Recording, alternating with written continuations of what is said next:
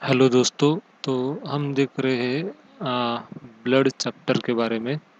तो ब्लड के पिछले 3 पार्ट में हमने देखा था कि ब्लड का कंपोजिशन क्या होता है, उसके अलग अलग पार्ट क्या होते हैं, वो सब हमने देखा था। तो इस पार्ट में हम देखेंगे कि ब्लड क्लॉटिंग क्या होती है। तो सबसे पहले देखते हैं कि ब्लड क्लॉटिंग, उसकी definition. Blood clotting, clotting is also called as a coagulation. तो आ, मान लो हमने देखा था डेफिनेशन में ब्लड कौन से फॉर्म में एग्जिट होता है, तो फ्लूइड फॉर्म में। तो हम उसे लिक्विड फॉर्म कह सकते हैं। तो लिक्विड फॉर्म में या फ्लूइड फॉर्म में ब्लड होता है।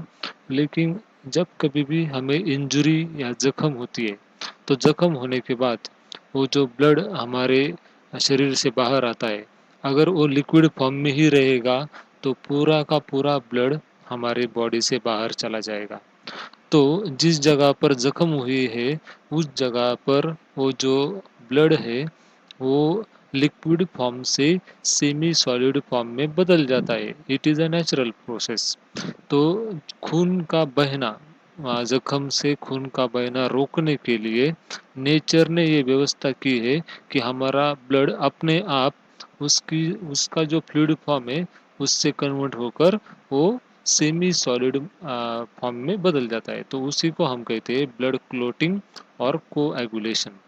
तो देखते हैं, blood clotting is the process in which blood loses it's fluidity. तो उसकी फ्लूइड नेचर जो है वो निकल जाता है और वो बन जाता है becomes a jelly like mass. तो इसी को हम कहते हैं ब्लड क्लॉटिंग। तो blood clotting is very necessary, बहुत ही ज़रूरी प्रोसेस होती है ब्लड क्लॉटिंग। क्योंकि अगर ये ब्लड क्लॉटिंग की प्रोसेस पूरी ना हो तो हमारे जख्म से पूरा खून बॉडी से बाहर चला जाएगा। तो this process is very important. लेकिन कब ज़रूरी है, जब हमें ज़ख्म होती है तब। विदाउट जख्म मतलब कुछ इंजरी नहीं वगैरह नहीं, फिर अगर बॉडी के अंदर ब्लड क्लॉट होता है तो वो हमारे लिए बहुत ही नुकसानकारक होता है। क्योंकि अगर बॉडी के अंदर नॉर्मली ही ब्लड क्लॉट हो जाएगा तो किसी एरिया का, किसी ऑर्गन का ब्लड सप्लाई स्टॉप हो सकता है। तो ये भी हम आगे देखने वाले हैं, वो भी कंडीशन, वो डिसीज कंडीशन में हम देखने वाले। तो नॉर्मली जब भी हमें ज़ख्म होती है तो ब्लड क्लॉटिंग होनी चाहिए। तो किस तरह से वो प्रोसेस होती है वो हम यहाँ पर देखने वाले हैं। सबसे पहले तो ये एक ब्लड वेसल है। इस ब्लड वेसल में मान लो ये शरीर के ऊपर की ब्लड वेसल है जिसको इंजरी हुई है, जख्म आई है, यहाँ पर जख्म आती है तो ब्लड वेसल क्या हो जाती है, पंक्चर हो जाती है और यहाँ से ब्लड बाहर आना शुरू हो जाता है। कुछ 1-2 मिनट तक ब्लड बाहर आता है, लेकिन कुछ ही देर में हमारे ब्लड में जो थ्रोम्बोसाइट्स होते हैं, प्लेटलेट, हमने देखा है ऑलरेडी, पिछली वीडियो आप देख सकते हैं कि ब्लड में प्लेटलेट प्रेजेंट होते हैं, थ्रोम्बोसाइट, जो कि थ्रोम्बस फॉर्म करने में, हाँ, क्लॉट के लिए दूसरा नाम थ्रोम्बस भी है। तो इसलिए वो थ्रोम्बस फॉर्म करने के लिए मदद करते हैं, क्लॉट फॉर्म करने के लिए मदद करते हैं, इसलिए उनका नाम थ्रोम्बोसाइट भी होता है। तो थ्रोम्बोसाइट यहाँ पर अटैच हो जाकर यहाँ पर एक ढक्कन बनाते हैं। तो platelet forms a plug, plug का मीनिंग होता है ढक्कन। तो यहाँ पर वो ढक्कन बनाते हैं और टेम्पररी रोक देते हैं। मैंने कहा टेम्पररी, अभी क्लॉटिंग की पूरी प्रोसेस नहीं हुई, सिर्फ बाहर ब्लड का बाहर जाना रोक लिया, लेकिन अभी अंदर ब्लड क्लॉटिंग की प्रोसेस पूरी होना अभी बाकी है। तो इसीलिए जो ब्लीडिंग टाइम है वो हमेशा कम होता है। जो ब्लीडिंग बाहर आने का टाइम है, बाहर खून का बाहर आने का टाइम, वो हमेशा कम होता है, लेकिन क्लॉटिंग टाइम ज़्यादा होता है। क्यों क्लॉटिंग टाइम ज़्यादा होता है? क्योंकि क्लॉटिंग में बहुत सारे फैक्टर्स इन्वॉल्व होते हैं। तो वही हम देखने वाले हैं। तो जब कभी भी इंजरी होती है तो इंजरी होने के बाद प्लेटलेट और डैमेज टिश्यू सेल, यहाँ पर जो भी प्लेटलेट है वहाँ से और यहाँ के जो भी डैमेज टिश्यू सेल है उसमें से एक प्रोथ्रोम्बिन एक्टिवेटर निकलता है। तो हमारे ब्लड में ऑलरेडी प्रोथ्रोम्बिन प्रेजेंट होता है, उसको एक्टिवेट करने वाला एक केमिकल निकलता है जिसका नाम होता है प्रोथ्रोम्बिन एक्टिवेटर, या फिर उसको थ्रोम्बोप्लास्टिन भी कहा जाता है, थ्रोम्बोप्लास्टिन। तो इस थ्रोम्बोप्लास्टिन के प्रेजेंस में प्रोथ्रोम्बिन कन्वर्ट होता है थ्रोम्बिन में, और उसके लिए कैल्शियम की भी ज़रूरत होती है ब्लड में। ब्लड में कैल्शियम अगर सही मात्रा में है तो ये क्लॉटिंग की प्रोसेस अच्छी तरह से होती है। तो प्रोथ्रोम्बिन एक्टिवेटर कहाँ से निकलता है? Prothrombin activator from platelet and damage tissue cell. और जब उसके निकलने के बाद वो इनिशिएट करता है, इनिशिएट मतलब शुरुआत करता है, किसकी शुरुआत? एंजाइमेटिक रिएक्शन है, बहुत लंबी एंजाइमेटिक रिएक्शन है ये, शॉर्ट में एक दो स्टेप यहाँ पर दिए, लेकिन करीब 15 क्लॉटिंग फैक्टर इसमें इन्वॉल्व होते हैं। तो प्रोथ्रोम्बिन का कन्वर्जन होता है थ्रोम्बिन में। अभी ये जो थ्रोम्बिन है एक कन्वर्ट करता है सोल्यूबल फाइब्रिनोजन को इनसोल्यूबल फाइब्रिन में। हमारे ब्लड में फाइब्रिनोजेन एक प्रोटीन ऑलरेडी प्रेजेंट होता है जो कि सोल्यूबल फॉर्म में होता है, लेकिन जब उसकी रिएक्शन होती है थ्रोम्बिन के साथ, ये थ्रोम्बिन कहाँ से आया? प्रोथ्रोम्बिन से। तो थ्रोम्बिन के साथ जब इसकी रिएक्शन होती है इन प्रेजेंस ऑफ कैल्शियम, तो सोल्यूबल फाइब्रिनोजेन एक फाइबर में कन्वर्ट हो जाता है जो कि इनसोल्यूबल होता है। मान लो शक्कर है, तो शक्कर जब पानी में घुली हुई होती है तो लिक्विड होती है, लेकिन अगर उसको गाढ़ा बनाया जाए तो जब हम उसको गर्म करते हैं तो उसमें से उसके फाइबर्स जैसे बनते हैं। तो उसी तरह से इनसोल्यूबल फाइब्रिन इससे बनना शुरू हो जाता है। तो ये जो फाइब्रिन है आखिर में ये फाइब्रिन एक थ्रेड लाइक स्ट्रक्चर है, होता है, थ्रेड लाइक स्ट्रक्चर बनाता है, और जो इस जख्म को सुचर कर देता है, सील लेता है, जैसे दर्जी सीता है हमारे कपड़े, वैसे ही इस जख्म को ये फाइब्रिन सी लेता है, और उसमें वो जो ब्लड सेल्स है वो ट्रैप हो जाते हैं, ब्लड बाहर आना बंद हो जाता है। तो इस तरह से ये जो पूरी प्रोसेस होती है क्लॉटिंग की, इसमें सबसे पहले तो जब ब्लड वेसल पंक्चर हो जाती है तो उसके बाद प्लेटलेट प्लग फॉर्मेशन होता है। उसके बाद बहुत सारे एंजाइमेटिक रिएक्शन की शुरुआत होती है, क्योंकि प्लेटलेट और डैमेज टिश्यू सेल से थ्रोम्बोप्लास्टिन रिलीज होता है, जिससे प्रोथ्रोम्बिन का कन्वर्जन थ्रोम्बिन में होता है, और लास्टली सोल्यूबल फाइब्रिनोजेन का फाइब्रिन में, और जो थ्रेड लाइक स्ट्रक्चर बनाता है। तो ये नॉर्मल प्रोसेस है, और ये बॉडी में तभी होनी चाहिए जब इंजरी होती है। लेकिन अगर ये विदाउट इंजरी बॉडी के अंदर अगर हो गई तो इससे बहुत सारे डिसीज होते हैं, तो हम आगे देखने वाले हैं। तो एंटीकोगुलेंट क्या है? एक ऐसा सब्सटेंस विच प्रिवेंट कोएगुलेशन और clotting of blood is called as anticoagulant. जो भी ब्लड है उसकी क्लॉटिंग रोकने के लिए जो हम सब्सटेंस यूज करते हैं उसको एंटी कोएगुलेंट कहा जाता है।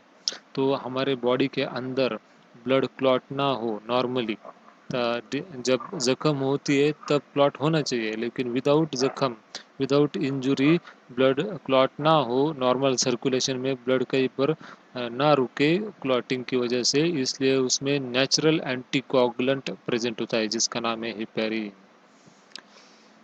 अगर ब्लड क्लॉटिंग इंजरी होने के बाद ब्लड क्लॉटिंग को बहुत ज़्यादा देर लगती है, if the blood takes too long to clot, अगर क्लॉटिंग टाइम ज़्यादा होता है हमारा, तो उससे हीमोरेज हो सकता है। हीमोरेज मतलब रक्तस्राव, हमारे जख्म से ज़्यादा खून बाहर बह सकता है, और अगर बड़ा एक्सीडेंट है तो उसमें ज़्यादा रक्तस्राव की वजह से हमारी जान भी जा सकती है।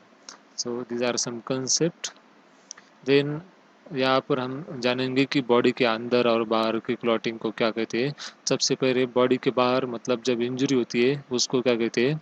When liquid form of blood convert into semi solid form then that blood is called as blood clot. तो नॉर्मली लिक्विड फॉर्म ऑफ जो ब्लड का जो लिक्विड फॉर्म होता है उसको ब्लड ही कहते हैं, लेकिन जब उसका लिक्विड फॉर्म सेमी सॉलिड में कन्वर्ट होता है तो उसको ब्लड क्लॉट कहते हैं, and the process is called as a blood clotting. जो हमने पीछे देखी है पूरी प्रोसेस उसको हम कहते हैं ब्लड क्लॉटिंग की प्रोसेस। तो ये तो हुई नॉर्मल ब्लड क्लॉटिंग इंजुरी होने के बाद।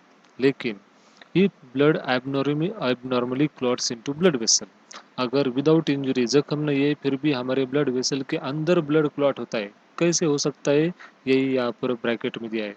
अगर हमारे ब्लड वेसल के अंदर फैट डिपॉजिट होता है, डिपोजिशन ऑफ फैट, हम फैटी अगर ज़्यादा खाना खाते हैं तो फैट डिपॉजिट होता है, तो ब्लड वेसल की जो अंदर की दीवार है वो रफ हो जाती है, खुरदुरी हो जाती है, रफ हो जाती है, और उससे जो प्लेटलेट है जो कि नॉर्मली स्मूथ ब्लड वेसल से ट्रैवल करती है, तो वो जो प्लेटलेट है रफ सरफेस के कांटेक्ट में आने से रप्चर हो जाती है, ब्रेक हो जाती है, और उसमें से थ्रोम्बोप्लास्टिन रिलीज होता है। तो हमने देखा था थ्रोम्बोप्लास्टिन कब रिलीज होना चाहिए?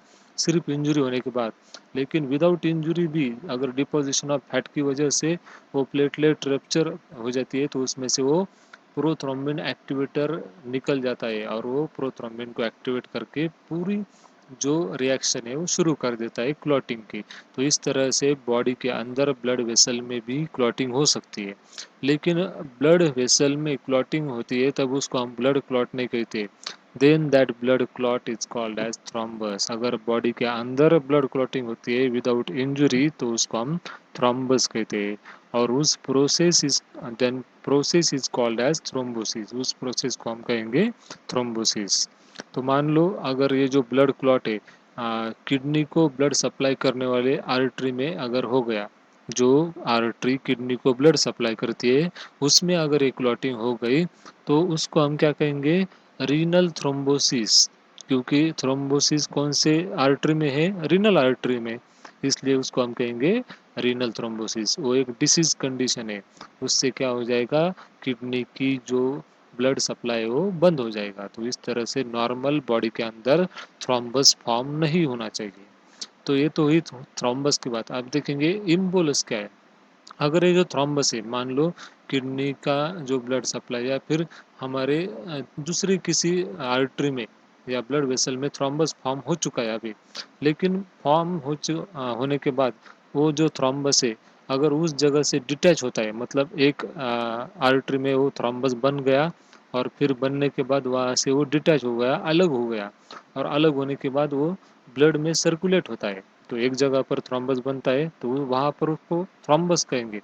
लेकिन डिटैच होने के बाद वो ब्लड में सर्कुलेट होगा और किसी दूसरी आर्टरी को अगर वो ब्लॉक करता है, block blood supply of other organ, दूसरे ऑर्गन का ब्लड सप्लाई अगर वो ब्लॉक करता है तब उसे थ्रोम्बस नहीं कहेंगे, then it is called as embolus. मेरी बात आपको समझ में आ रही है। थ्रोम्बस कब कहेंगे, जिस जगह पर तैयार हुआ वहीं पर अगर वो रुक गया है, वहीं पर अगर वो ब्लड सप्लाई ब्लॉक करता है तो उसको थ्रोम्बस कहेंगे।